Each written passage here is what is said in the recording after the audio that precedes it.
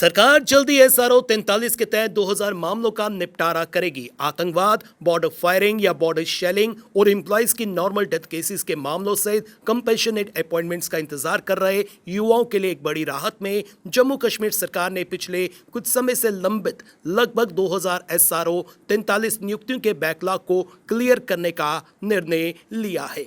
आधिकारिक सूत्रों ने बताया कि सरकार द्वारा इस साल 1 जनवरी से कंपेशनेट अपॉइंटमेंट्स की नई नीति लागू की गई है। एसआरओ 43 की पिछली योजना के तहत बड़ी संख्या में मामले पिछले काफी लंबे समय से लंबित थे।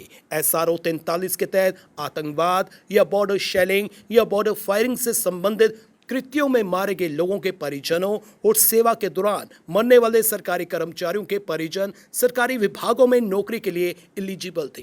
हालांकि कंपेशनेट अपॉइंटमेंट्स पर नई नीति जो 1 जनवरी 2023 से लागू हुई है, ऐसे पदों के लिए योग्यता आधारित मानदंड अपनाया गया है और केवल उन लोगों को नौकरियां मिलेंगी जो मेरिट बेस्ड क्राइटेरिया में फॉल करते हैं, जबकि अन्य को मुआवजे की एक निश्चित राशि का भुगतान किया जाएगा। सूत्रों के अनुसार सरकार ने लगभग 2000 वैकेंसीज की पहचान की है, जिनमें से ज्यादातर विभिन्न विभागों में क्लास 4 की श्रेणी में है और बहुत जल्द एसआरओ 43 के तहत लंबित 2000 मामलों को मंजूरी दे दी जाएगी, जिससे कई युवाओं को नौकरियां मिलेंगी जो पिछले काफी समय से इंतजार कर रहे हैं। जम्मू कश्मीर के विभिन्न विभागों में क्लास 4 और कुछ अन्य वैकेंसीज की पहचान करने के लिए जीएडीए द्वारा एक व्यापक एक्सरसाइज की गई है। ये कवायद अब पूरी हो चुकी है और जल्द जम्मू कश्मीर सरकार द्वारा एसआरओ 43 के लगभग 2000 मामलों को निपटाने की उम्मीद है।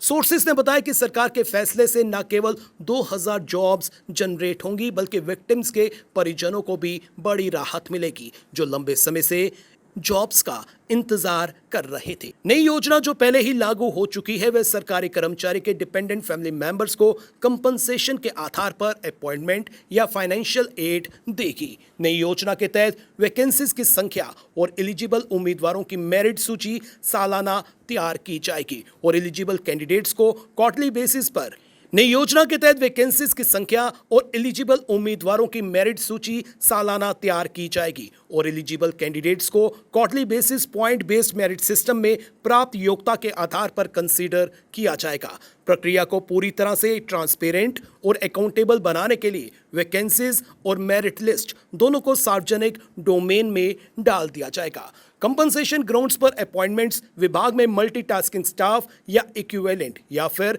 Lowest non gazetted cadre post पर की जाएंगी। हालांकि यदि कोई आवेदक ग्रेजुएट है या फिर उसके पास हायर क्वालिफिकेशन है तो एप्लीकेंट को नॉन गस्टेड कैडर में अपॉइंट करने पर कंसीडर करने के लिए प्रोविजन अनुमति देता है।